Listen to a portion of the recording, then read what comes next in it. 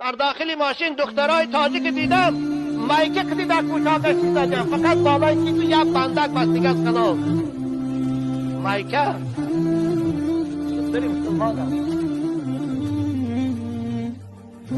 حالا همون زن اگر مرد به با جنازه میکنه، حالا با همون اگر شوهر کند کدام ملای به توفیق با وی نکاح هم میکنه. حالا که نکاحی وی درست است، والله نکاحش درست است، وی کافر است. چرا که پوشیدن بدن این فرض است. نص قطعی کنی ثابت می‌کند. قرآن میگه اعوذ بالله من الشیطان الرجیم ولیضربن بخمرهن علی جیوبهن. زن مسلمان باید روی ماده پوشه که بدنی و یا پیشی بری بپوشد. کجای وی مسلمان است؟ کدام جوان مردی همین خیل خانم ها دخترها رو گرفته باشد در همون حالت نکاح کرده باشد. من از این منبر رسول اکرم با تمام